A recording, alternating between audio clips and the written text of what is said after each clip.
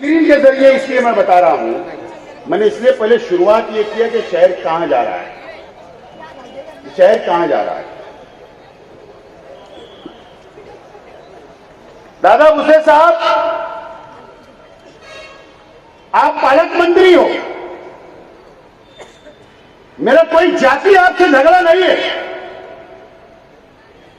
हमारे विचार अलग है, हमारी सोच अलग है। मैं सेकुलर विचार रखने वाला हूं और आपकी पार्टी के तो पूरी दुनिया को मालूम है। आप अपने हर तकरीर के अंदर ये बोलते हो कि शहर की तकरीर बदल जाएगी 2024 में, शहर का विकास हो जाएगा, शहर का नक्शा बदल जाएगा। आपकी जो रिकॉर्डिंग टेप रिकॉर्ड है ना, आप 4 साल से वही बजा रहे हो। ये यूट्यूब वाले को मैं बोलना चाहता हूं, आप भी यही बता रहे हो। ये जा तकरीर में खड़े रहे, चेहरा मोरा बदलून टाकू, विकास होईल शहरात। बुनकरों की मीटिंग के अंदर बुनकर की बात छोड़ दिए, बोले शहर का चेहरा मोरा बदल जाएगा।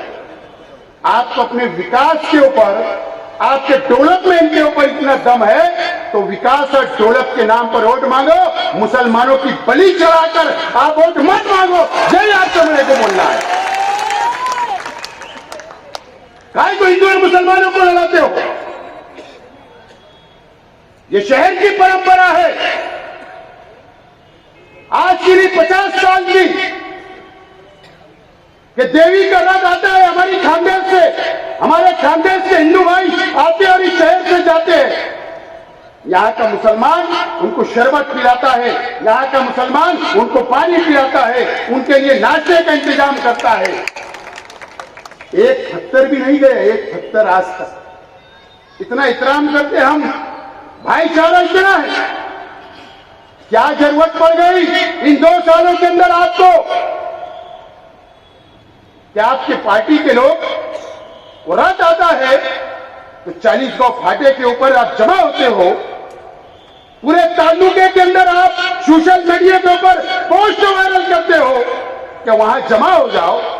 हमारा पवित्र महीना चलता, रमजान महीना, और हजारों की तादाद के अंदर आप इस शहर से गुजरते हो। हमको गुजरने में कोई दुश्वारी नहीं है, हमको कोई एतराज नहीं है। हम कल भी इस्तेमाल करते थे, आज भी इस्तेमाल करेंगे, कल भी पानी पिलाते थे, आज भी शरबत पिलाएंगे। इतराज ये है कि आपकी पार्टी के लोग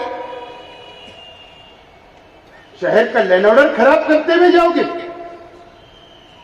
गलत सलत नारे लगाते जाओगे, शकावत के सामने दुकानों का तोड़फोड़ करते जाएंगे।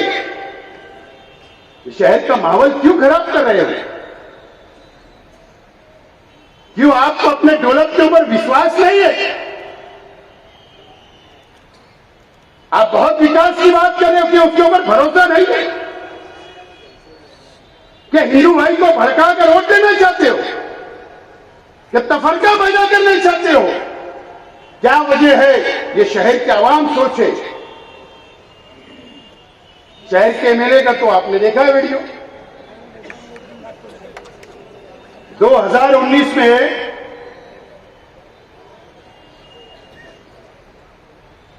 जैसे इस्लाम की तलवार यही निकाल दी गई थी। अगर मैं कांग्रेस पार्टी से उम्मीदवार था तो मेरे पे यह इल्जाम था कि मेरी पार्टी के लीडर मंदिर का घंटा बजाते हैं। इस तरीके की तकरीर की गई, मुसलमानों को वरगला लगाया, कौम और मिल्लत के नाम पर वोट मांगी गई। उसके बाद तुमने इस शहर के मुसलमानों का सौदा किया। ये 4 सालों के अंदर हमारे शहर के दीनी तंजीमों को सोचना पड़ेगा। शेख हासिम एक अकेला ये शहर में नहीं रहता। आप मेरा भरोसा नहीं करोगे, मुझे कोई फर्क नहीं पड़ेगा, लेकिन इन लोगों का विश्वास, ये शहर के 5-7 लाख मुसलमानों का विश्वास, आपको इनको जवाब देना पड़ेगा। मेरी अपील है दीनी तंजीमों से। कौम मिल्लत के नाम पे रोड मांगी गई, एमएलए बन गए। असदुद्दीन ओवैसी साहब 4.5 साल गुजरते आए, आप यहां के मुसलमान आपके एमएलए ने क्या किया? मुझे धुलिया के एमएलए के बारे में कुछ बोलना नहीं है। मैं मालेगांव में रहता हूं, मैं मेरे शहर का सोचूंगा। क्या किया पता है आपको? वो हेमंत पाटिल शिवसेना का एमएलए, जो आज के मुख्यमंत्री के पार्टी का एमपी है, इम्तियाज जलील साहब औरंगाबाद के इमाम के, वहां के मुसलमानों ने अपने जेब का पैसा लगाकर, हमारी मां बहनों ने दुआएं की, रोजा रखा। इम्तियाज जलील साहब को भी उन्होंने एमपी बनाया, एमपी। दुश्मनी नहीं वहां। क्यों? इनके पास इतनी भीख लग गई कि इनके पास गाड़ी नहीं है। शहर में तो चर्च पर स्टिकर लगा के 55 गाड़ी घूमती। औरंगाबाद के अंदर तो स्टिकर लगा के गाड़ियों में घूमते आप, 50-50 लाख की गाड़ियों में।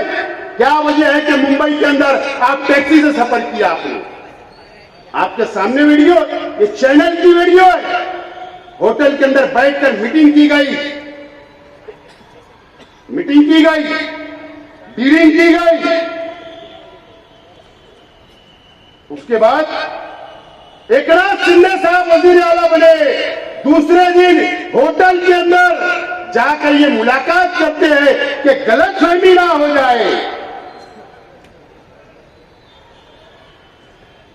उनको तो कोई जवाब देने की जरूरत नहीं थी शिंदे साहब को, कि उनकी पार्टी का नहीं था। तुम तो इमाम के हो, तुम तो अपोजिशन से हो, तुमको तो भी पाया था। उसके बाद आप बेनजीर एमएलसी और राज्यसभा के अंदर तुमने डीलिंग की। तुम मुंबई के अंदर बैठकर, होटलों के अंदर बैठकर डीलिंग करते हो, टैक्सी में घूमते हो, ये शहर की और इस मुसलमानों की वोट का सौदा करते हो। कब ये शहर जवाब पूछेगा? कब उनसे सवाल किया जाएगा? अगर दादा भुसे साहब इतने जिम्मेदार नहीं है, ये शहर के एमएलए उतने जिम्मेदार है। अगर मॉब लिंचिंग हो रही कुरैश बिरादरी के जिम्मेदार यहां बैठे हैं, यहां पर कुरैश बिरादरी के जिम्मेदार यहां पर बैठे हुए हैं। अगर कुरैश भाइयों, कुरैश बिरादरी के नौजवानों को जानवर लाने के ऊपर अगर हमारे शहर के मंत्री महोदय, अगर आप गाड़ी रोककर अगर उनको आप मारते हो, आप गाड़ी जमा कराते हो, तो फिरका परस्त तंजीमों को ले लोग जो है पूरे तालुके के अंदर उस वक्त से मॉब लिंचिंग की वारदात ये शहर में पड़ी, लेकिन एमएलए का मुंह असेंबली में भी नहीं खुला और यहां पर भी नहीं खुला। क्या वजह है? इसका जवाब कौन देगा?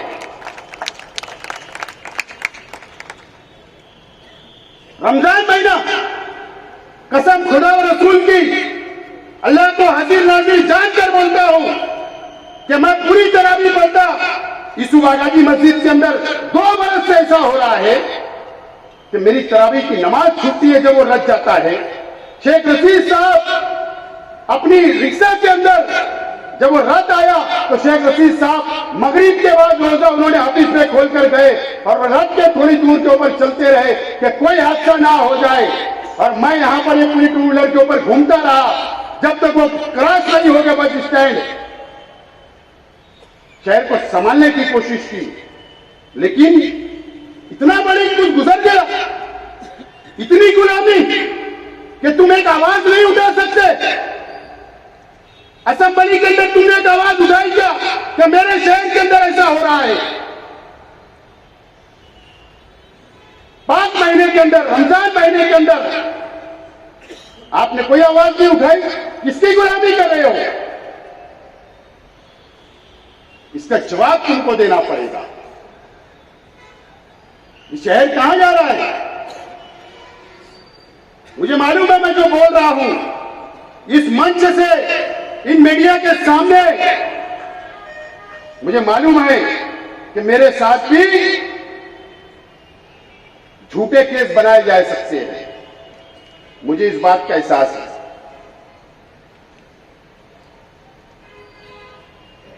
झूठे केस मुझ पर भी बनाए जा सकते हैं, मेरे पे भी कार्रवाई की जा सकती है।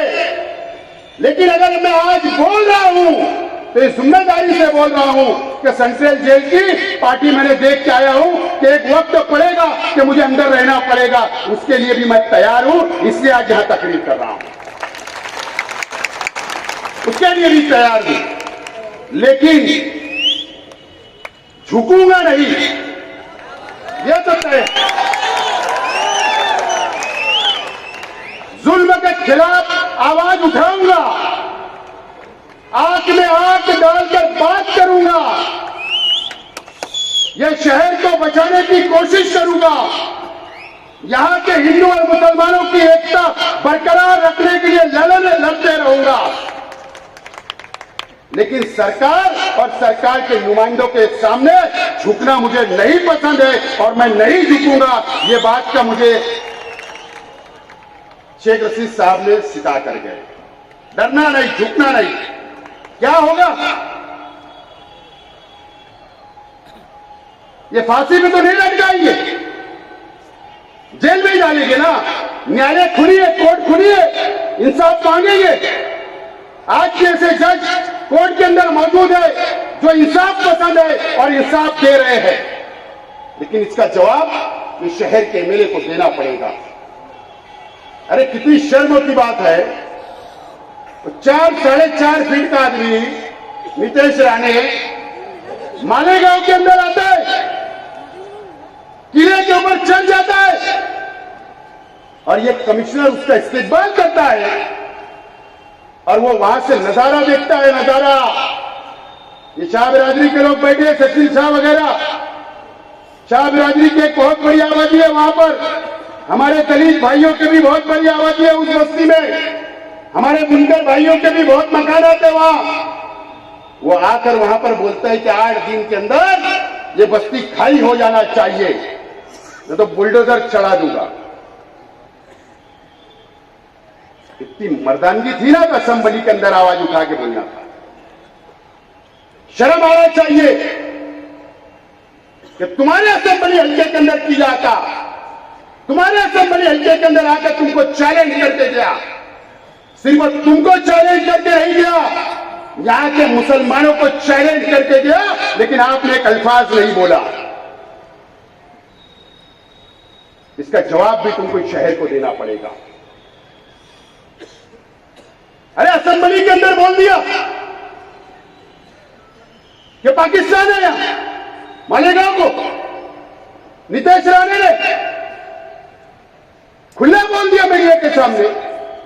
इससे पहले भी बोला कि जमीन का जिहाद चलता, बांग्लादेशी पाकिस्तानी लोग रहते, उनको पलाट देके जा रहे, आपने कुछ नहीं कहा। अरे क्या बुज़दिल बना रहे हो इस शहर को? आपकी जिम्मेदारी है, ये शहर के आवाम ने आपको वोट दिया, आपको असेंबली के अंदर भेजा, इसके लिए नहीं कि आप होटलों के अंदर बैठ के शिवसेना के साथ सौदेबाजी करो, इसके लिए आवाज उठाने के लिए भेजा गया था। खामोश आप।